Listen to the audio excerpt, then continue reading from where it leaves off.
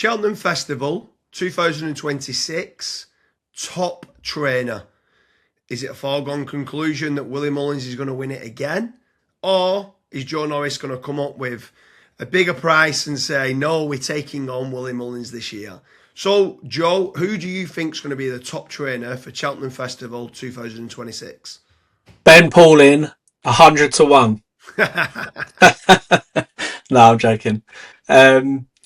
I mean, come on, Mullins wins it, doesn't he? Yeah. I mean, I'm trying to find the market for without, because obviously that's where it gets a bit fun. But I just can't. I know he's heading in. It's not his best string going into Cheltenham, but he's still got some incredible horses going there. Like, you can never underestimate him. Like, for me, he's going to win it easy.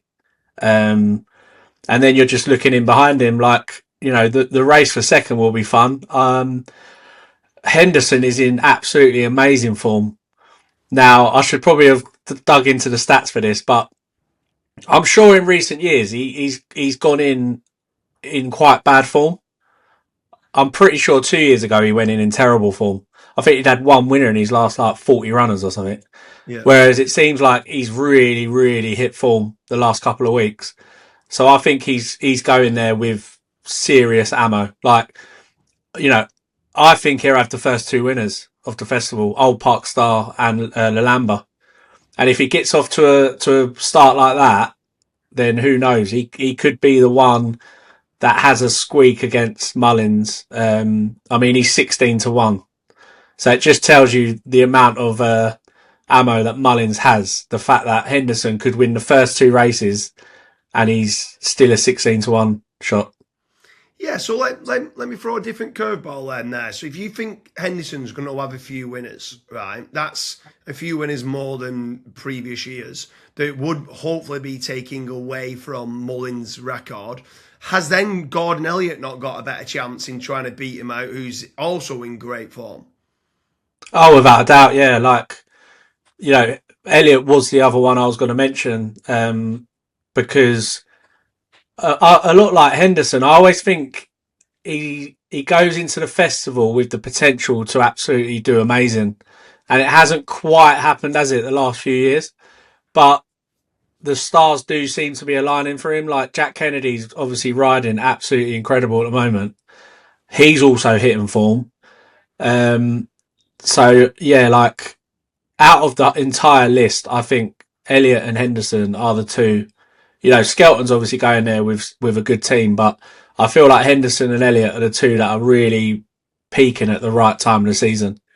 Dan Skelton's only 12-1, so obviously the bookies are scared of him and thinking he's going to have a few winners as well. So for me, like, previous years, I've always been absolutely nailed on Willie Mullins wins it. It's absolutely foregone conclusion. Willie Mullins wins it. There's no point even doing this video. It's should be a 1 minute video. Willie Mullins wins it. Done. Simple. Let's move on. However, I don't know. I don't feel it's the same price as he has been previous years. At 1-7 and 1-8, and I don't have him as a 1-8 shot. Is what I'm saying. I probably eat my words, and I'm not saying that one of the others are going to turn up and think. I just don't see him as being a 1-8 shot. To be honest, I did look at that and think, oh, God, that looks short. That was my first reaction was, if he was 1-4, 1-5, you'd say, oh, that's about right. Previous years, I'd go and put 5 very short price favourites of Mullins, saying 4 or 5 of these are going to win. You try and name now. I'm not saying he's got an amazing kind of bank of horses that are coming over, but you try and name like 3 bankers. Like, we've done our nap of the meeting. Mine's Gordon Elliott's, and yours is Lalamba. Yeah. Normally, previous seasons there would be a Willie Mullins horse as being the nap of the meeting. So the fact that we've not got them as being one of them shows that he's not got the strongest of chances. But I think there probably are 3 bankers, but we don't know them yet because they're entered in multiple races. Like, if Lossie goes for the mares, she is a banker. If Fat to File goes for the Ryanair, he is a banker. But because he's entered in the Gold Cup, she's entered in the Champion Hurdle, it looks a bit murky at the moment. But I think the whole vibe of people saying he's not got the best team is because his novice hurdlers aren't as good as what they have been in recent years. Yeah. But if so that basically means, all right, he might not have the best day on the Tuesday. But if you look at the Wednesday, Thursday, Friday, he is pretty mob-handed. Of course he is, and that he's a very short price favourite to win it. But all I'm saying is Skelton, I think, is going to have a few winners. I think he'll have Yeah. 2 or 3 winners. I think Nicky Henderson's going to have a few winners. I think then Elliott. Gordon Elliott's going to have a few winners. And I think 1 or 2 of the others, like Joseph O'Brien, he normally pops up with 1, maybe 2 winners.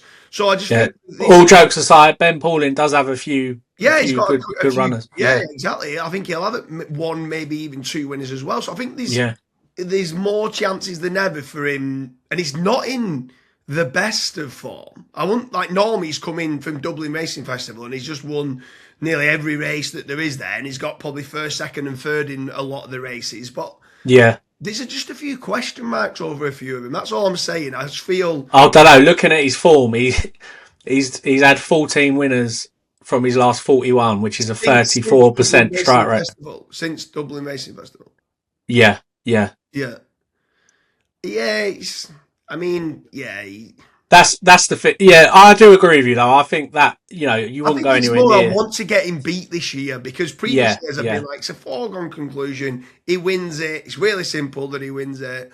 But I'm like, I don't know. I think Elliott is probably the one you'd have to take a stab on because with the handicaps he can always have a few, and then he's obviously got Woodhoo, but then that will depend what Lossiemouth does. He's obviously got brighter days ahead in the Champion Hurdle. He's got a few key runners this year in big races. So if he can land any of them alongside the handicaps, he could be the one, couldn't he? That squeaks. But I think 8 to 1's overpriced for Gordon Elliott. He's the one in an ideal world. What I'm wanting to do, even though I'm saying I think it's too short, I'd like to see the market without.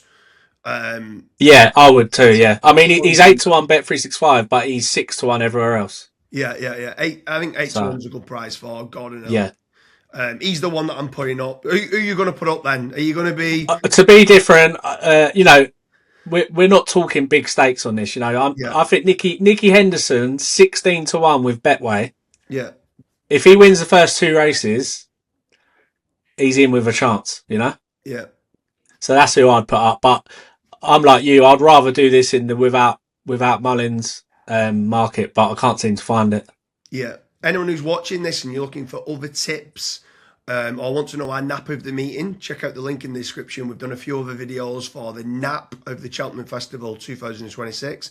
And we also talk about the top jockey. Now, the top jockey is way more open than the top trainer. The top trainer, obviously, 1 to 7, 1 to 8 shot in Mullins, probably does get it. I'm trying to find him to try to get beat because you can't go and put a tip up at a 1 to 7, 1 to 8 shot. But the top jockey, make sure you check that video out. That is a fascinating event on the betting market for Cheltenham Festival 2026.